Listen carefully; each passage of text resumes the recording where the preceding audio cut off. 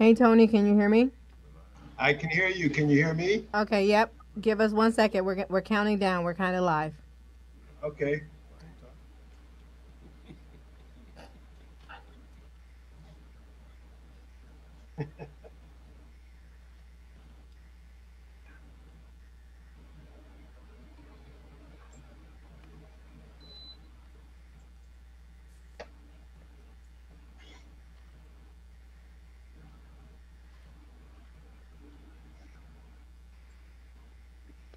Athena Gray is she. She is Athena Gray, wife to wolf. In the wolf pack, there is the alpha male wolf and the alpha female wolf. They run right alongside each other. Wife to wolf is the alpha female wolf, and the alpha male wolf is when you need that. Don't hesitate, just tell my lying fantasy, yeah. I'm sending chills up down your spine, and girl, I need it. Won't catch me in these streets. I play this game for keeps. Not good, you say the least. Mixing dirty with the Sprite. I just smoke, babe, that's alright. In my zone, in my element. Gift from God, feeling heaven sent. This that new shit that I'm on. To the face, you know I'm gone. You say I'm always wrong, but keep coming back for more. So touching me, yeah. You see what I see, what a real nigga like the way you need that. Don't hesitate, just in my life, girl, I need it. Won't catch me in these streets. I play this game for keeps. Not could you say the least. So touching me, yeah. Cause see what I see, what a real nigga like that. Watching me, yeah. I ain't gonna lie, you just my type of fantasy, yeah. Hello, hello, hello, hello, and welcome to the 12th episode of Wife to Wolf. Tonight's topic is it a conspiracy or the new U.S. economy? But before we get into our topic, we have a celebrity guest with us tonight that I am so honored to have on the show by the name of Tony D. Head. Put your hands together for Tony!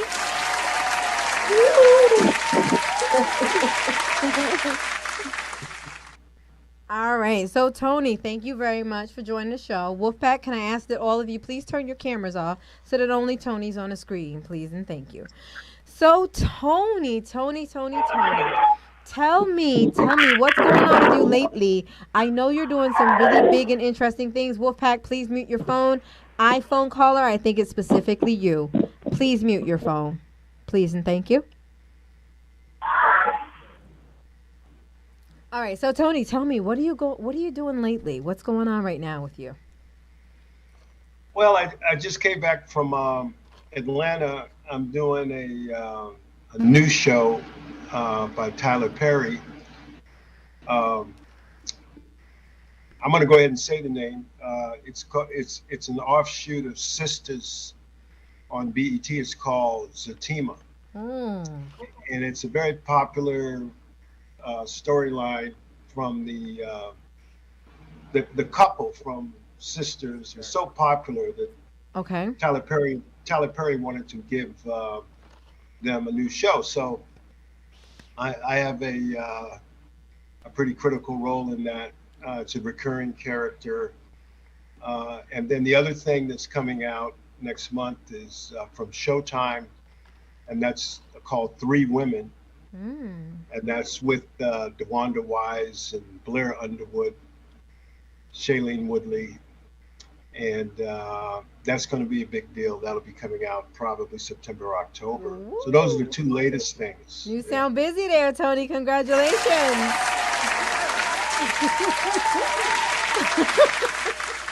And Tony, I gotta tell you that your pictures on IDMB don't do you any justice. Might I say you're Oh, a get out of very here! attractive man. Oh, Hello. flattery will get you everywhere. So Tony, we have a couple questions for you tonight, but we also have a bit of a Okay. surprise for you. One, Oh, and it's a good surprise. You'll like it. We're not into bad okay. surprises. We're into surprises that Okay. people love. So, with that said, we have an up and coming actress on our show who participates in our TNL skits. who kind of did a little research on you and decided that she wanted to act out one of the scenes from one of your movies for you and get your feedback. So, on Okay. that note, we're going to ask Lady T, one of our up and coming actresses, to turn on her camera, introduce yourself to Tony, and tell Tony what you'll be acting out tonight. Thank you very much, Lady T. Put your hands together for Lady T.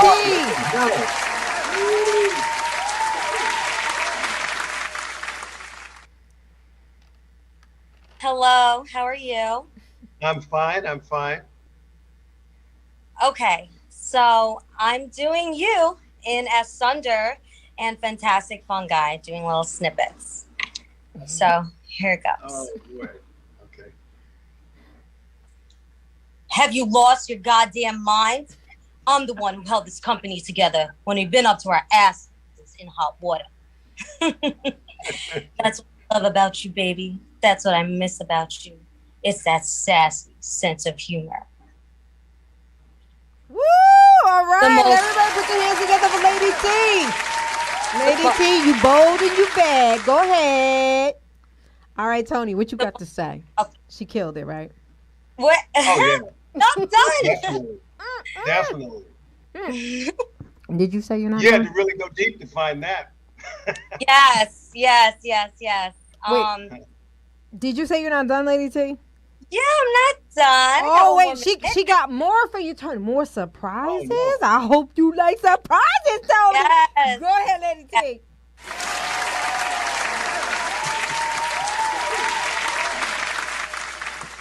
Okay, so the most glorious part was that it made me feel comfortable with living because I'm not afraid of dying. So when I saw that you were in the Joker, I wanted to do my own version of my favorite Batman movie of Heath Ledger. So it should take a couple seconds. You want to know how I got these scars? My father was a drinker and a fiend. And one night, he goes off crazier than usual. My mommy gets the kitchen knife to defend herself. He doesn't like that. Not one bit.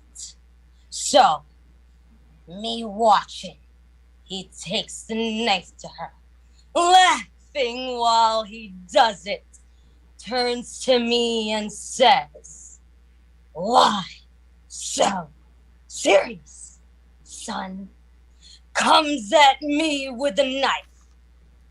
He sticks the blade in my mouth. Let's put a smile on that face. Why so serious? Woo! Girl, you on fire. We gonna have to call you Fire Lady T. Lady T of the Fire. Yes. All right. Tony, what you got to say? Very nice. Very nice. Yes, it is.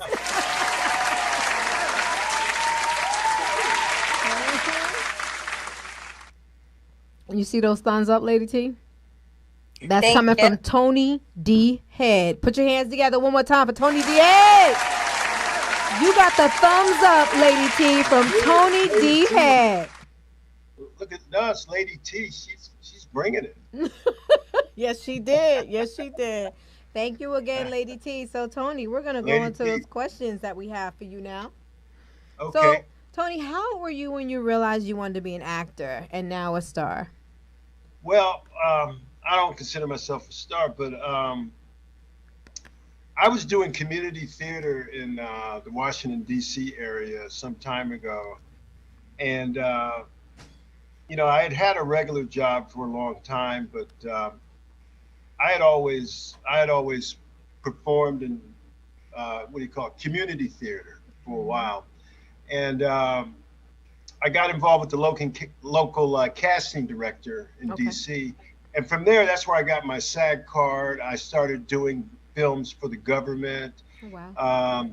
I started doing some feature films that came into DC. And then at some point, I made my way to New York. and had some issues in New York where I was married at the time, and then my wife at the time, we had a child, but the child ended up with some special needs. So the acting I put on hold, came back to the DC area, Okay. and from there I stayed until 2014. In 2014, I came back to New York, Okay. and I've been here. I've been here ever since, full time. Okay. And when I came back in 2014, I had to start all over from scratch. Okay. So I had to get an agent. Had to find work when I didn't know anybody. So what's the things that are happening to me now is just a culmination of scuffling around up here for a number of years, and it's a process, not an event. So, but I've always just wanted to work and Okay. Okay. work consistently, Okay. and whatever comes with it, that's great. But yeah, that's the way I've always looked at it. Alright.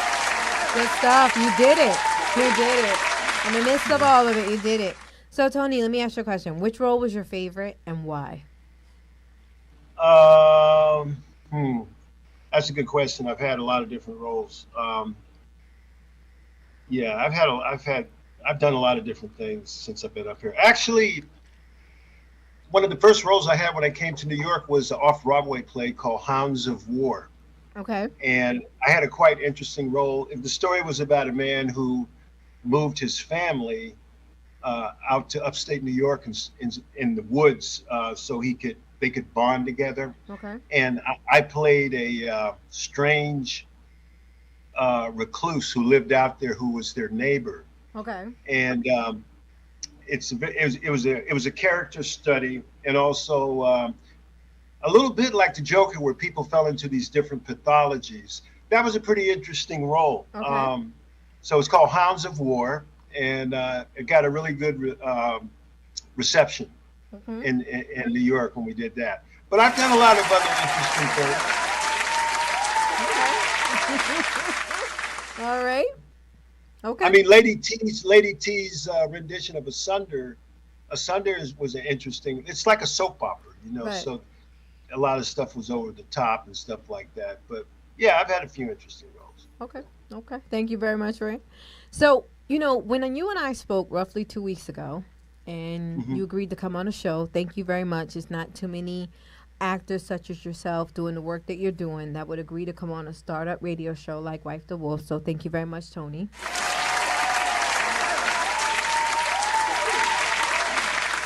But when we spoke roughly 2 weeks ago, you told me that you were soon flying out for Tyler Perry movie, which you just shared on here. So with that, I would like to ask the question: when you know you're going to, start rehearsals, start practicing, whatever it is you refer to it as a proper term, how do you get into character for your role? What do you do? Excellent question. Everybody does it differently. Um, you not only have to get into your character, you have to study the relationships of your character with all the other characters. It's a very intensive process if you're doing it correctly. So you try to get all the information that you can about the character, the relationships, the situations that you're going to be in, and then depending on how you process that information. I was trained on Meisner technique, which is different from Stanislavski, but I use both. Stanislavski is more, you call on things that have happened to you. So you might remember when your dog died 5 years ago, when you want to be sad or something like that. Right. And Meisner is more, you're creating the circumstances from your imagination. You're not thinking about things that actually happened to you. And Meisner liked that technique better because he didn't feel that the actor should go through all this trauma when Okay. they're trying to do a role. But I look at all the information that I just did an audition yesterday for The Equalizer. Ooh. And so when I get the script, I don't get the whole script. I get part of it. And from the part I get, and from the character breakdown that they give me about my character and all the rest of them, I Okay. try to create. If I don't have all the information, I'll create what's called the backstory Okay. myself. I'll just create it, and I'll try to, and then I try to get all that information and try to get it in me and see where it leads. See if I can find the character that I want to create. It's a process. Sometimes it takes long, sometimes not so long. Sometimes you don't find it till you get to the set. Ooh, okay. Yeah. So it really depends, but it's a very creative process. It's fun. It can be grueling, but at the same time, if you want to sign up for this acting thing, that's what you got to do. Thank you for sharing that insight. We have about 5 actors listening right now on Zoom, so I'm sure that's very helpful to them. So kind of what you went into about auditioning for the Equalizer yesterday kind of leads us to our next question. What do you do to remember your lines? Oh, I can give you a great example. Tyler Perry, when I auditioned for the series, he tricked me. He gave me like 2 or 3 scenes. It was about 4 pages of copy. When I got the job and they sent the contract over, it had 4 episodes on it, and I ended up with over nearly 40 pages. Ooh, you did good. That's what that means. I was like, yo, let's give him some more because he's good. Yeah, so it's like more than 40 pages of copy, which I had to learn in less than a week. So that's just an example of what can happen. But you asked me a question, how do you do it? How'd you do it?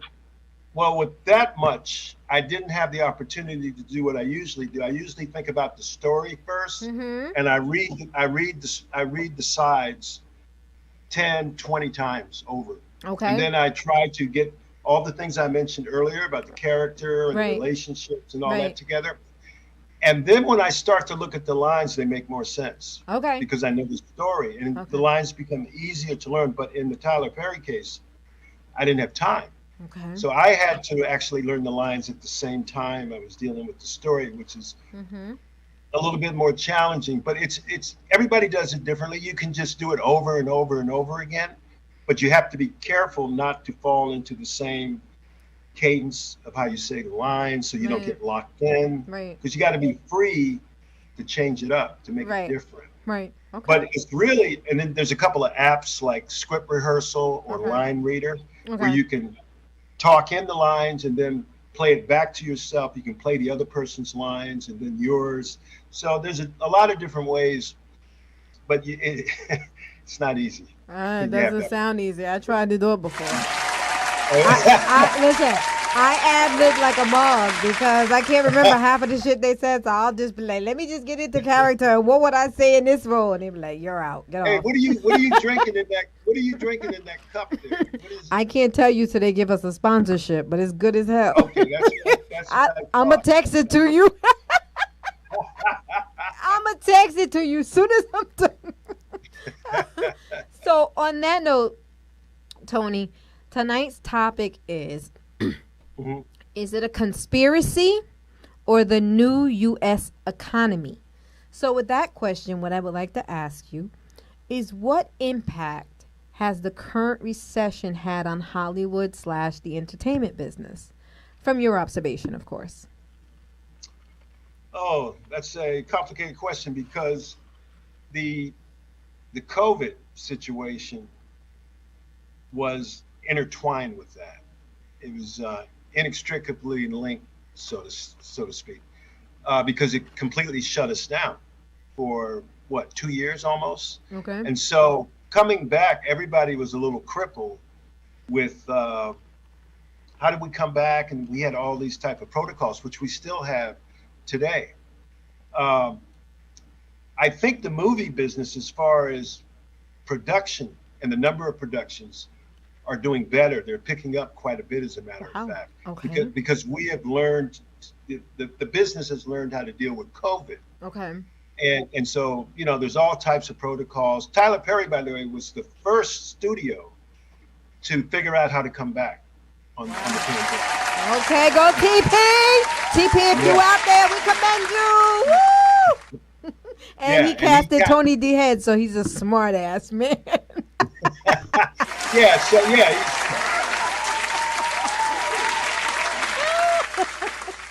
he led the way. He led the way. You got to give the brother credit. He Right. led the way. But yeah, it's really linked with that. But I will say presently, from what I'm seeing, it's come a long way back right now, and it's doing pretty good.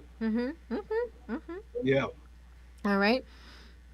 So, Tony, is there anything else that you'd like to share with the Wolfpack? And again, we are very grateful to you for coming on such a startup show, taking your time, spending time with us. Thank you so much. Well, I really appreciate you having me, and yeah, any more controversial subjects? I'm in. I'm game if you have any more. I would definitely email them to you. So tonight, as we said, tonight's topic is it a conspiracy or the U.S. economy? You're welcome to stick around. We're going to bring on some financial experts now to discuss that topic. But Tony, before we go into that, I just gotta know, approximately when should we all be up in the movie theater to see your TP movie coming out? Do you know how long it's gonna take? Well, I for the Tyler Perry thing, I don't. But the three women will probably be coming out, if not September, October, and there'll be a lot of publicity about it. And I'll be happy to come back and talk about it as we get closer. Let me tell you something. You can log into here whenever you want to. You are always welcome. Okay? Well, thank you. And thank you for having me. I appreciate it. You're welcome. The link doesn't change. We're here 7 p.m. Eastern time every week. And if I see your name come up on the screen, everything stops and we talk to you. You guys have been wonderful. Thank you. Thank you, Tony, so much. All right. You have a great evening. Take care. Thank you. Bye-bye. All right. So, Wolfpack, turn your cameras on. I want to hear from you. Where's my peoples? I want a little howl going up out of here for the Wolfpack.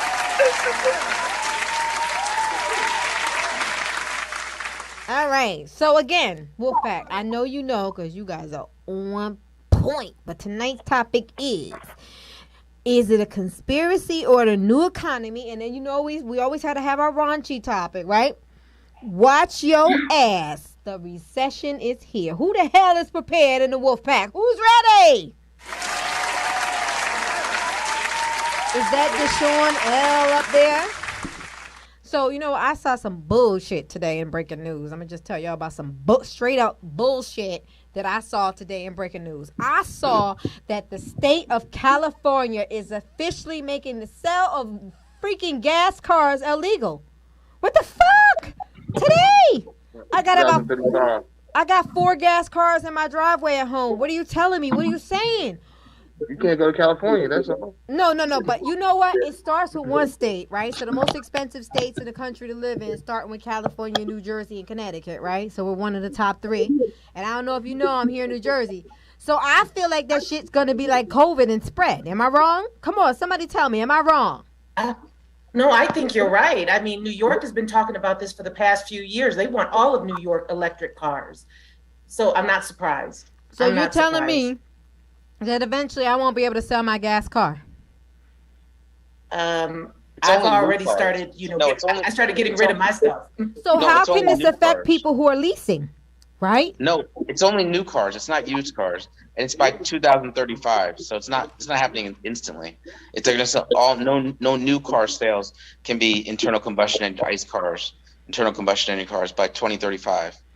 All right, so our expert financial commentator is speaking. Thank you, expert financial commentator, for setting some clarification on that bullshit. That's straight up bullshit, and y'all know it. All right, so let's get into tonight's topic. All right, so we do have. I think our iPhone user is our. I'm sorry, iPhone user. Because that's what your name's coming up as. If you want to be called something else, please turn on your microphone and tell us your name. Mr. Financial Investor. I'm probably fucking up your name because that's what I do. I fuck up names. Turn on your phone and tell us your name and where you're from. Mr. Wall Street.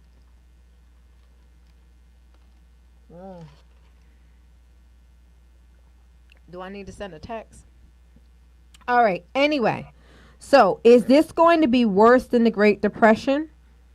And how bad is it going to get? let's talk to Mr. Expert Financial Commentator first. So I do don't believe that things are going to get worse before they get better. Do I think it'll be as bad as the no, no, because there was no precedent. You know, the stock market crash in 1929 and things that happened.